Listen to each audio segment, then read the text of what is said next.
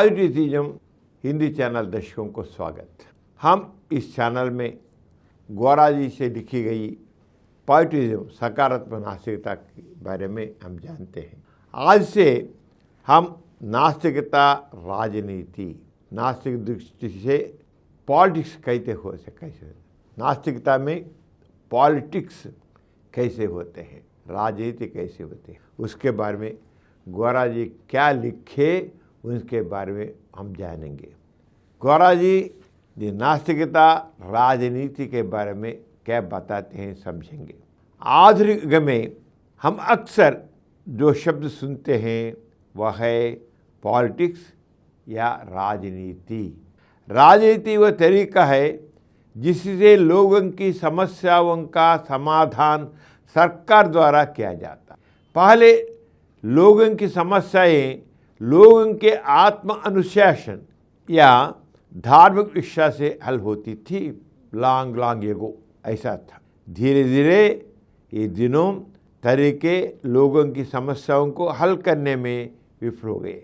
इसके परिणाम स्वरूप लोगों की समस्याओं के समाधान हेतु राजनीतिक स्थिति उत्पन्न हुई। अनुभव से स्पष्ट है कि राजनीतिक तरीकों से भी लोगों की समस्याओं को हल करने के लिए नास्तिकता आवश्यक है। पहले की प्रणालियाँ भी लोगों की समस्याओं को समाधान करने में असफल रही। इसका कारण यह था कि उन्होंने नास्तिकता को नहीं अपनाया। आत्म अनुशासन और धार्मिक आस्था अच्छे इंसान से बनाते हैं, लेकिन अच्छा समाज नहीं। आत्मानुशासन और धार्मिक आस्था अच्छे इंसान को बनाते हैं, लेकिन अच्छा समाज नहीं। ब्राह्मण एक अच्छा इंसान होता है। वे व्यक्तिगत आदतों में अनुशासित और व्यक्तिगत स्वच्छता में स्वच्छ। हालांकि ब्राह्मण संकीर्ण सोच वाले थे। इससे हिंदू समाज में गंदगी की दुर्गंधी आती है। इसी प्रकार एक ईसाई आचरण और विचारों में धर्मी होता है, लेकिन ईसाई सभ्यता ने राष्ट्रों का शोषण किया। हिरोशिमा पर बमबारी की गई। नमाज के दौरान एक मुसलमान अपने साथियों के बराबर खड़ा होता है, लेकिन अन्य समय में वह सावधानीपूर्वक अपने हितों की रक्षा करता है। ये समाज के साथ व्यवहार करने में आत्म अनुशासन को अप्रभावी बन जाता है। उसी प्रकार धार्मिक आस्था मनुष्य को वास्तविकता से विमुख कर देती है। राजनीतिक पद्धति इन त्रुटियों को सुधारती है। सामाजिक एवं धर्मनिरपेक्ष रहकर समस्याओं का समाधान करता है। प्रारंभ में यह पुजारी पापियों को दंडित करने के लिए शाप के साथ साथ दंड का भी उपयोग करते थे, तो उन्होंने आध्यात्मिकता का उपयोग किया। इसे पुजारी अपनी ईमानदारी भूल गया। धर्म निरपेक्ष तरीकों पर जोर बढ़ा। धार्मिक दंडों ने राजनीतिक व्यवस्था की नींव रखी। लंबे समय तक राजनीतिक पद्धति धार्मिक पद्धति से अधिक शक्तिशाली हो गई थी। धार्मिक दंडों ने एक नया रूप ले लिया। पहले तो धर्म ने अपने तरीके से स्वर्ग का वादा किया, फिर भी धर्म का उपदेश देकर नरक का भय पैदा करके बुराई को रोका। राजनीतिक व्यवस्था काफी हद तक दंडात्मक हो गई। सरकार की राजनीतिक पद्धति कार्यकारी पद्धति है। इसे लोगों के योगदान से शक्ति मिलती है। आय लोगों द्वारा चुकाए गए करों से प्राप्त होती है। यदि लोग करों का भुगतान नहीं करते हैं तो असहयोग के कारण सरकारी व्यवस्था ध्वस्त हो जाती है। इस प्रकार यद्यपि जनता अपनी सरकार की स्वामी है, जनता का शासन तभी संभव है जब जनता को यह एहसास हो कि वे स्वामी हैं और शासक। जनता का शासन तभी संभव है जब जनता को एहसान हो कि वे स्वामी हैं और शासक सेवक हैं, लेकिन लोगों की गुलाम मानसिकता उन्हें ये सोचने से रोकती है कि सरकार के मालिक हैं, इसलिए वे अपने शासक के गुलाम बनाया जा रहा है।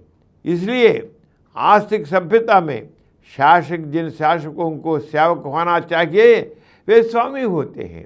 आस्तिक सभ्यता में शासक जिन शासकों को सेवक होना है वे स्वामी होते हैं।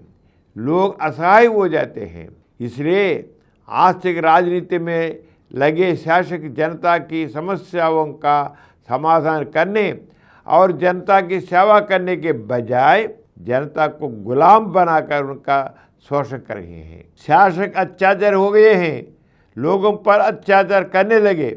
आस्तिकता के कारण लोगों में इस गुलामी की प्रवृत्ति के कारण ही राजा अपने महलों और मनोरंजन के प्रवेश द्वारों का निर्माण दासों के श्रम से कराते थे।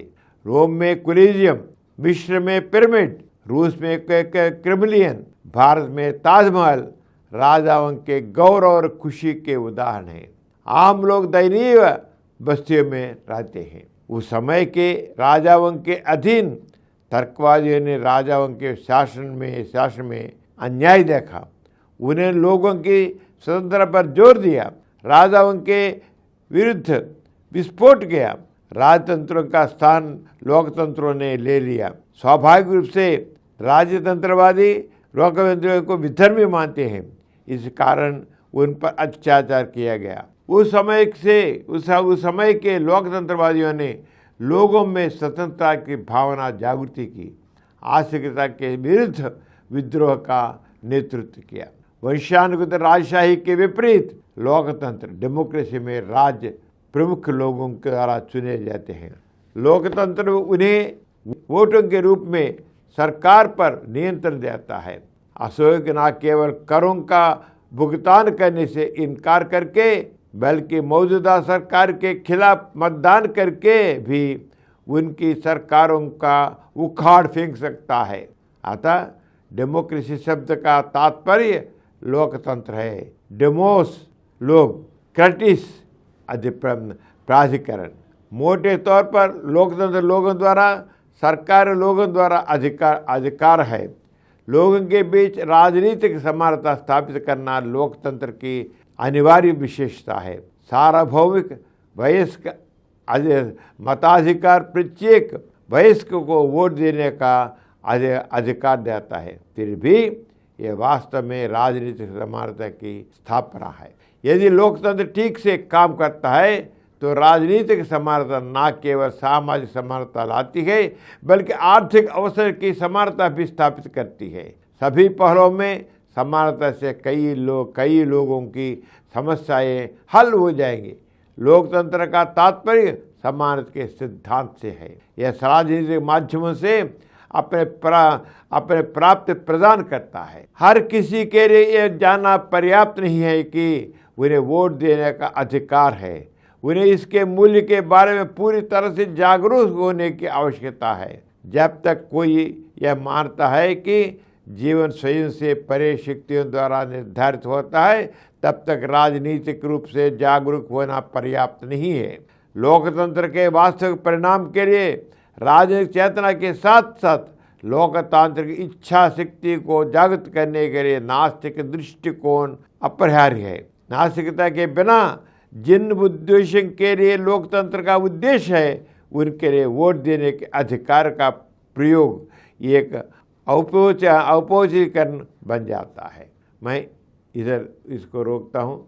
अगले एपिसोड में क्या गौरा जी नास्तिकता राजनीति के बारे लिखे उनके बारे में समझेंगे। अब तक हम विदा लेता हूँ। नमस्ते।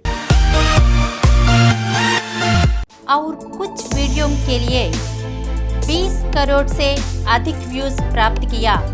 समरन चैनल समर्पित पॉजिटिव एथीज़म हिंदी चैनल को सब्सक्राइब कीजिए, लाइक कीजिए, शेयर कीजिए और नीचे हुए घंटे के निशान पर दबाइए।